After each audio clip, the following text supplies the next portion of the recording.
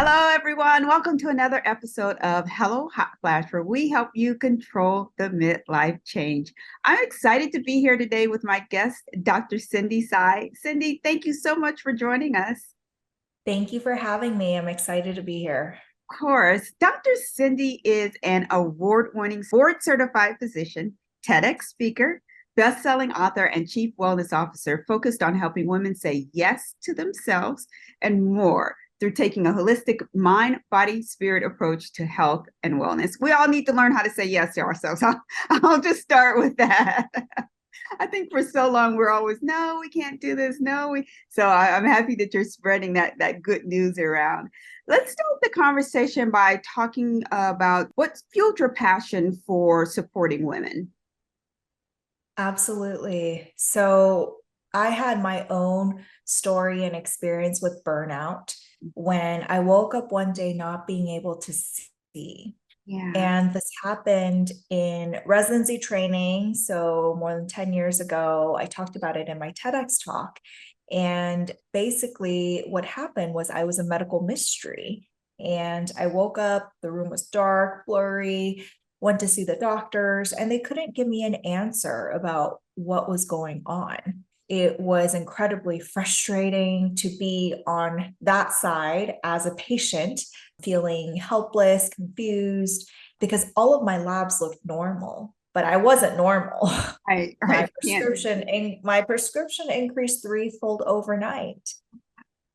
And so I remember the doctor looking at me and just being like, well, this is interesting. And you're like, you never want to be interesting to a doctor in this way.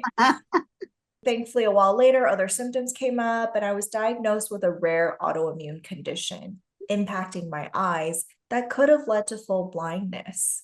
And so I was really motivated and committed to my own healing. And I dove deep into my own healing journey. I found integrative functional medicine, mindfulness, coaching, complementary alternative modalities, energy healing. And thankfully, with all the things, was able to heal my eyes. Hmm. And I really had to pause and to look at what was actually going on Yeah. in my life at the time, right? Because with autoimmune conditions, it's because there's significant inflammation in your body, and that throws your whole system out of balance. And for me at the time, I was in residency training, I was working nights. And also during the day, instead of sleeping, resting, I would still be raising my hand, volunteering, doing research because I was so driven and just such a high achiever, overachiever for most of my life that, I just kept going. Yeah. And I see that in so many women, Mhm. because I think, well, for many reasons, I think culture, societal expectations, our upbringing, the media, whatever it is.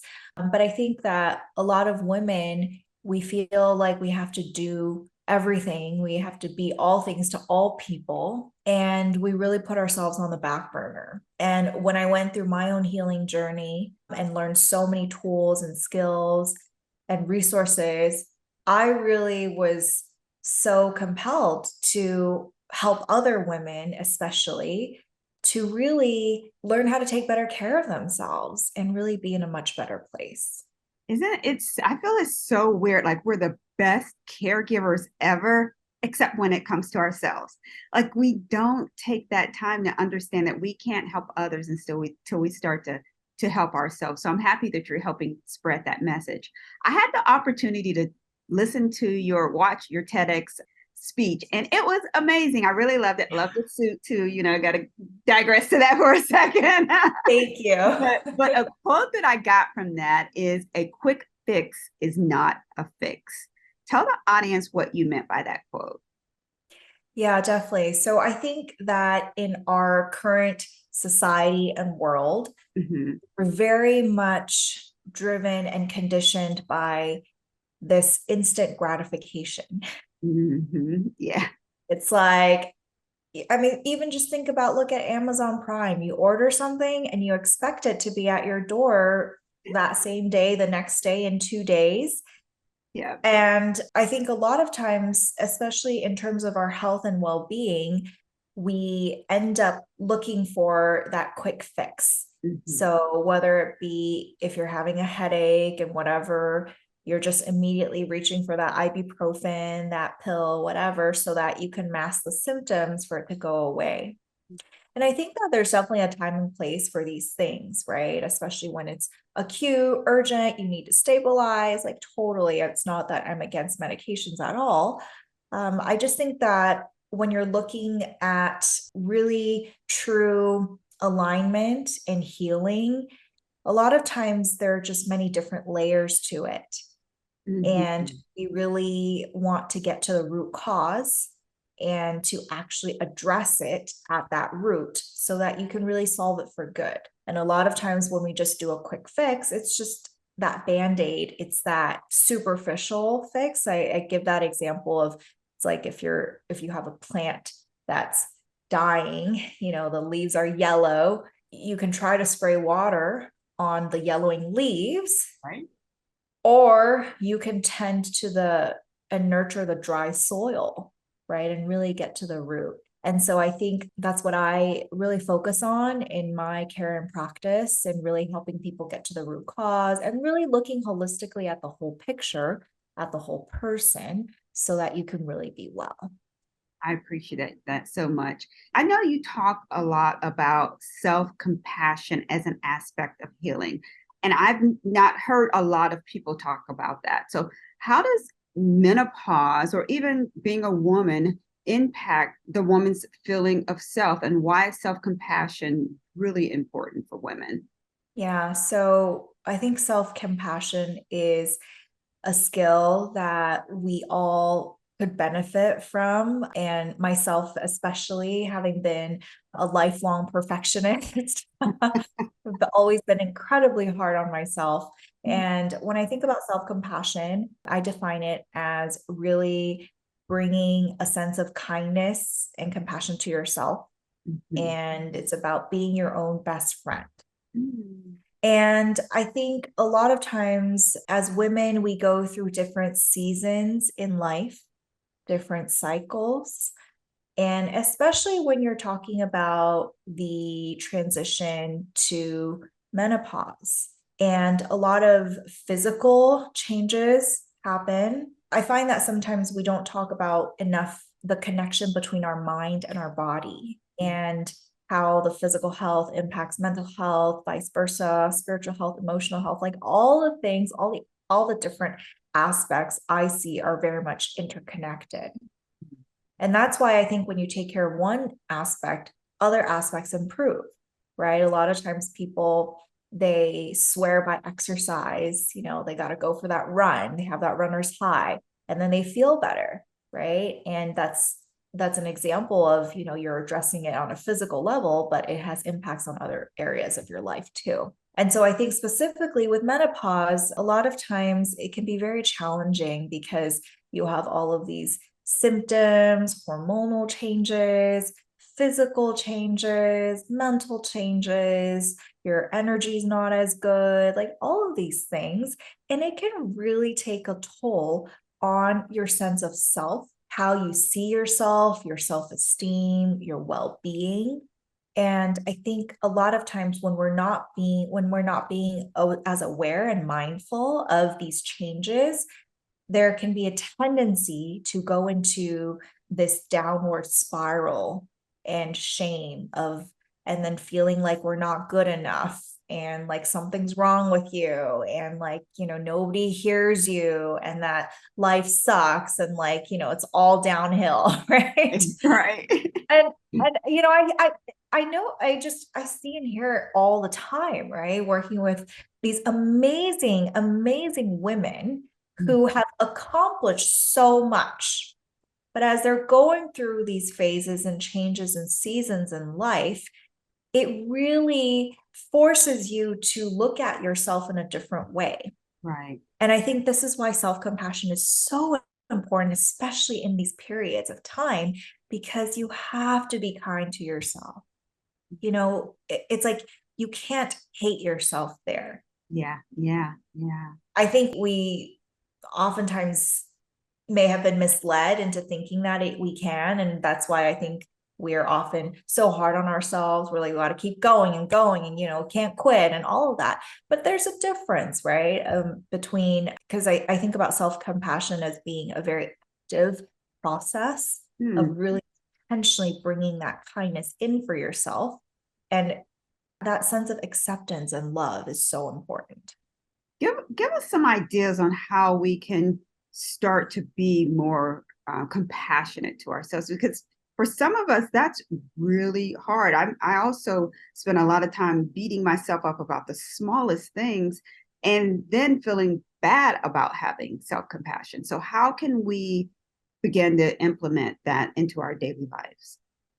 Absolutely. So I really like using researcher Dr. Kristen Neff's framework, and she breaks self-compassion down into 3 components. She has a great TEDx talk on that too, and also a book called Self-Compassion. So the 3 components are: number 1, mindfulness. Number 2 is common humanity. And number 3 is self-kindness. And so specifically, mindfulness is really about paying attention to the present moment without judgment and really being here. And I think a lot of times that's where you have to start, because we have to first be aware in order to notice, to change it, right? Because if we don't know that we're doing something wrong, then how would we know we need to change it? Right. So that's the first piece of actually starting with mindfulness, of just being aware. And then also I have some prompts that I'll share that I think will be really helpful for people to try out too.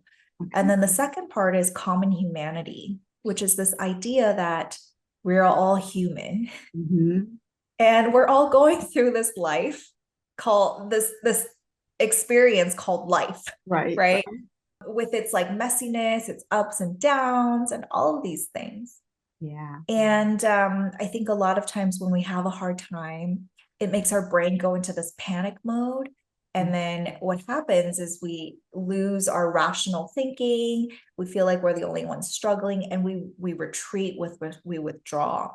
And so that can be really hard. So that's why it's always important to remember that common humanity piece, that you're not alone. And then the third aspect is self-kindness, which is about being kind to yourself. I think about being kind as something that can be actively done. It's really being intentional about like, what would feel good to you? Right. I know, especially for a lot of people who don't necessarily practice this regularly, I always say, well, think about what you would say or offer to a loved one, to your child, right? And just turn it around and offer it to yourself. Yeah. And that's hard sometimes to think, you have to consider yourself worthy enough in order to even offer that self-compassion. But yeah, that's some really good advice. I love that a lot. Yeah, absolutely. And I'm also, so an exercise I always like to share is just helping people come up with a few phrases or mantras that resonate for them and repeating those. So for example, the mindfulness piece, thinking about a phrase that can help you to be aware of what's actually going on. So for example, something like, I'm having a hard time right now. Right. Like, this is stress. And just giving you a pause to notice what is. Right. And then in terms of the common humanity piece, reminding you that this happens to everyone. And so something like, everyone goes through this sometimes, right? Like, I'm not alone, something like that. And then the last piece about self-kindness is really just something like, I was trying my best. I was trying, may I be kind to myself? Just simple phrases like that I really recommend everyone just taking a moment to write down, and then, put it on a Post-it, put it on your bathroom mirror, and just have that as a constant reminder to help you be more kind and compassionate to yourself. That becomes powerful, because when you start to see that positive message over and over, you start to believe it, you start to live it, and that's when the change actually comes about. So that's some very helpful advice. You talked a little bit about societal perception and cultural expectations. Talk to us about how they can influence self-compassion and maybe some ideas around how we can get past some of those societal pressures. Yeah, I think it's a really real aspect of our daily life.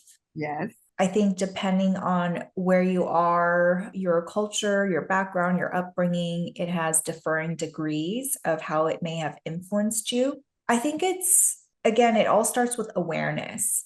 Mhm. And I think the fact that we're having this conversation is really great because I'm hopeful that there will be women who can hear this and really pause and think about, oh, yeah, where did this come from? And just pausing and questioning that is powerful, right? For example, the idea of how women need to take care of everything at home, and the fact that nowadays a lot of women are career women who or entrepreneurial, who are just killing it professionally, and they're still doing a lot of the work at home. A lot of times it's because that's how their maternal figures were, Right. in their culture, what's expected. And I will say, I mean, I think that we are in a patriarchal society, and I think that it's outdated. And the more we have conversations about this, about the importance of change and shifting that balance, I think it's going to be beneficial to everyone. Yeah, I agree. I agree. It feels like the guys are getting it. I took my grandson to a swimming lesson. Actually my son and I went home and told my daughter-in-law, I'm like, there were all these men there, and they have their kids at swimming. The fact that I was surprised by that kind of tells a story in and of itself. Do you know what I mean? Like, we do still have Yeah. a lot of growth that needs to happen, but it kind of feels like, the 30 somethings are getting it. They do. And I think that's what's encouraging. And Mhm. I do want to say that it's not just a gender thing. I think that there are definitely men who have been very supportive, very just who have been tremendous allies. Yeah, yeah. But at the same time, I will say there have been women who have not been Right. You're supportive right. and You're right. allies. You're right. So you're 1,000,000% right. It's not just a gender thing. It's a human thing. And we all need to Yes. start to understand how not only to have self-compassion, but to show compassion as well for people. Yeah. Yeah. Yeah. So I think it's really important to really just highlight the realities. And I think that, having conversations and discussions and knowing that I'm hopeful and encouraged that the overall trajectory is heading to a good place. But it is a process, right? For people to really be open to this and to shift over. I completely agree. I love to hear good stories. And so I want to squeeze this question in. Like, in your experience, is there someone that perhaps came in needing the information that you were providing and then they just took off like a lightning bolt? Can you give us one of those really cool stories? Yeah, absolutely. I mean, so many of my clients, I'm just so grateful for to have been able to connect and to support and guide them. One person who comes into mind, she works professionally. She works part-time, and then she also takes care of her son.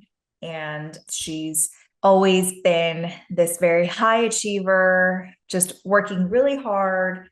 And then this perfectionist, and she has like elderly parents and family. She just basically does like pretty much all the things. Right. And she'd be the kind of person to say yes and not have strong boundaries and all of that, and it was really draining her. She was exhausted, and it was really just taking a toll on her mentally, physically, and all these aspects. Through working together and really especially bringing in self-compassion and all of that, she really turned around in terms of seeing her own self-worth Mm. and value. It was just it was so heartwarming for me because as a coach, as a mentor and an advisor and guide and all the things, like you already see your clients as the highest and best versions of themselves. Yeah. And for her to be able to see that and, glimpses of that all along the way, I think is just so beautiful. And I remember soon after we started coaching, she had a family vacation that she was really stressed about. And she was like, the old me would have gone ballistic. And then, that she was able to like just go through the family vacation. There was like no drama. And that's like, huge, right? Right. Yeah. Yeah. And that just with those shifts in your mindset. But there's actually some misconceptions though around self-compassion. Like for years, I thought that, if you're being selfish because you're taking time away from others. So talk to us a little bit about the misconceptions around self-compassion and how do we address those if we're still feeling like that? Yeah, definitely. I think a couple of ones that often come up. So first is thinking that self-compassion is the same as self-pity. Okay. And I always like to Thought about highlight that that. because self-compassion, sometimes people think it's like, oh my gosh, I'm like feeling sorry for myself. Yeah. And it's not that actually, because if you think about it, self-compassion actually is about when you have that sense of kindness for yourself, Mhm. it actually makes you more open and willing to accept, to experience, and to acknowledge the difficult feelings with kindness, right? What happens is then it actually helps us process and then we can actually let go of it more fully. Mhm. And so the research shows that self-compassionate people are less likely to get drowned in self-pity and thinking about how bad things are, right? And that's why when you're more self-compassionate, you actually have better mental health. Yeah, that makes sense. Yeah. And then I think the thing also is self-compassion is the same as weakness, Yeah. right? Which it's not. In fact, when you're able to practice and bring in self-compassion, you're actually going to be more resilient Mm. because you're going to be able to be more open to addressing the challenges, knowing that you're going to be able to take care of yourself throughout that process, right? And then I think definitely the part about self-compassion is if you're being self-compassionate, you're being selfish. If you're spending all this time and energy on yourself, like you're not caring for others and all of that. I like to say that compassion is unlimited. Yeah, I gotcha. Okay. Like there's an abundance of love and compassion when we look for it, Right, right. when we see it in that way. And I think the shift here is really recognizing when you're good to yourself, it really helps you be good to other people. And I've seen this personally myself in so many ways that as I've continued to bring in more and more self compassion, I'm able to bring that compassion to my team, to other people, to friends, family, because I see them through this lens of compassion that I hold for myself and I hold for others. I love that. But so So there's still some women sitting on the fence and they're like, I can't do this. What advice do you have for those women who are finding it challenging to practice self-compassion? Like no matter what you say, they still think that this is not for them. What advice would you give? yeah, yeah.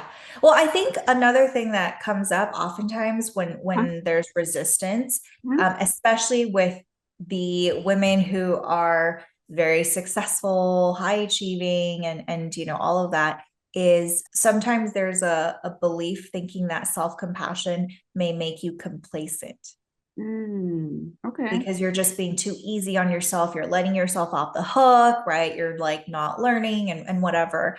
And that's why I wanted to highlight that. A lot of times I do see that as a reason. And I think part of it, and I always give the example of think about, it can be challenging to think about a time when you messed up in the past. but think about a loved one who has messed up, or one of your children, when they made a mistake and how you responded, right? I think that when the response we get is full of shame, judgment, criticism, we shut down, right? We don't want to look at it. We feel terrible. We feel unworthy and all of it. Versus when the person responds with openness, with care, with kindness, with compassion, with love, with acceptance. I think there's a different energy, right? You feel a lot more supported, and you're more open to actually looking at what happened, to reflecting, to processing and learning from it and moving past it. And so this caring, compassionate response actually helps us maintain our sense of self, our confidence, and we just feel so much more supported, and we're going to be able to actually stay more motivated to move forward. So I think that's what I want to offer to a lot of the women who might be having a hard time with it, and knowing that this is a process and this is a skill that you develop and grow over time, and you practice a little bit each day, a little bit each day. And then before you know it, it becomes a lot easier and part of your norm. Yeah, that's very true. It's just like the way that you build up in yourself that self-compassion is not right. It took a while for that to happen. That did not happen overnight. So coming out of that, you're exactly right. That will take a period of time. And it's so refreshing though, when you start implementing self-compassion, when you said no to all of the projects that you would have said yes to before. I have something going on right now, and I'm like, I've been saying yes, yes, yes to a couple of folks. I'm like, oh, it's time for me to reevaluate, make sure that I'm balancing. So it's ongoing all the time, always showing yourself compassion and recognizing when you're not, so you can step up and speak up for yourself. Yeah, amazing, amazing. Yeah. And I do want to share that I think sometimes, because I see this all the time, where you hear about it and you're like, yeah, that makes sense. I'm going to try it out. Mm-hmm. And then, you like try it and you're like, and then please don't be surprised if it feels really weird and uncomfortable. Very true. Especially when you're doing the mantras, you're like, especially if you're new to a lot of this work and you're like rolling your eyes, I'm like, okay, right. And so I think that I think we all have our own journeys and our own pace and experiences that we're meant to go through. And I always like to bring that in to help people see that it's okay for it to be weird and awkward and just uncomfortable. Yeah. Like it's supposed to. Especially think about if you're learning a new language and if you've never spoken it before, the first time you pronounce and you're like trying to order something in French, you probably think you're being like sounding silly. So I just think it's really important to bring that into for your audience and community, because I see it so often with my clients, and really actually, right, this is that compassion practice. Yeah, yes, that's being compassionate with yourself to take the opportunity to learn. I love that so much. Do you have any resources or tools that you can share that women can gravitate to and start to be more compassionate with themselves? Yeah, well, I think that exercise I shared earlier about the 3 components of self-compassion, I think are really helpful starting points for people to really break it down to the mindfulness, the common humanity, and the self-kindness, right? Just having 3 simple phrases that you can just go to help you recognize and bring in a little bit more compassion. I think definitely there are a lot more books, resources, videos about this topic. I do always highly recommend Dr. Kristen Neff's work because she's done a lot of research in this area, and it's always helpful to see that, okay, this actually does have an impact on your health and your well-being and all of that, right?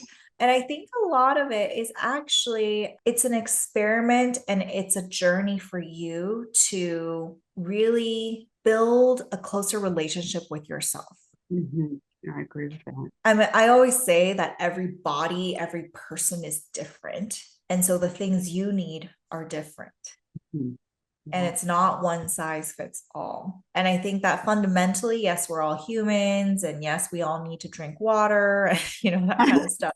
But like, I think, there are still definitely nuances and aspects that are very unique based on where you are in life, your beliefs and values. And I think that really is important to attend to. If like you're just not like, if repeating the phrases to yourself is something that just seems so far-fetched to you, you don't have, like, don't do that, like, do things that work for you. And I think that's part of this whole journey, and the fun of it is really helping you learn so much more about yourself and just helping you love yourself even more. Yeah. At the beginning, you started talking about root cause and not just putting water on the yellow leaves, but actually looking at the soil. Is it dry? What's going on? What's going on underneath? And that's why I want to do this podcast, is because a lot of times we'll talk about thyroid health or we'll talk about gut health and so forth, but this stuff right here is getting to the root. This is getting deep so that all of the nutrition and all of the walking and everything else, you can do all of that. But if you don't do this right here, the self-compassion, the mindset work, none of that is going to, I'm like a living witness that none of that will work. I did all the other stuff for months on end. I'm like, something just still isn't clicking. It's not working. And having that self-compassion is huge. So I so appreciate you taking time today. I know your schedule is packed, so I thank you so much for taking time to talk with me and to share, because this is such an important subject. But before you go, I do have two quick questions for you. So what are you reading or listening to now? I mean, I feel like I always have so many things that I'm listening and reading to. A book I got recently that I haven't started yet, that I will probably do, especially over the holiday season, is a book called Forgiveness. Mm-hmm. And it's by Ayanla Van Zandt. Is Oh, her yes. name? Yes, I do know who that Yeah. is. Yes. Yeah. She's written so many wonderful books. Yeah. And I really think forgiveness is a really important practice that we all could bring more into our lives. Mm-hmm. Um, I think It's like it's, a game changer. yeah, I think it's easier said than done. But I think it goes very much hand in hand with compassion and growth. So I'm looking forward to doing that. It's one of those books where you kind of go to and when you're feeling up for it, it's so yeah, that's something that's definitely on my nightstand. It might Yeah. make you work. So yeah, you're right. You're like, I got to own up to this because I might have to forgive You people. have to be in, you have to be in a reflective space and all that. I think that with with the holiday season, I think that stuff is always good to kind of reflect and really help you release and let go and move forward. I agree with that. How can folks find you, Dr. Cindy? Yeah, definitely. So I'm on social media. My handle is at Cindy Tsai MD, and I'm primarily on LinkedIn and Instagram, where I share posts regularly, helping people be healthy and well. And then also feel free to check out my website. It's cindysaimd.com, where I offer a lot of resources on my blog, articles, things like that. And I also have a mailing list where I send out weekly emails. And so if anyone is interested in actually getting an awesome free guide to helping you gain more energy without overdosing caffeine, I'd love to offer that to your audience. And you can get a copy of that guide. It's called the So Much Better Blueprint. So you just go to cindysaimd.com/blueprint, and then you'll be able to get a copy of that. Amazing. And I'll make sure that there's a link to that. Once again, thank you so much for joining me today. Everyone, thank you for listening to Hello Hot Flash, where we help you control the midlife change. Make sure to check out the show notes where we will include links to all of the subjects that we covered today. Here's to your health.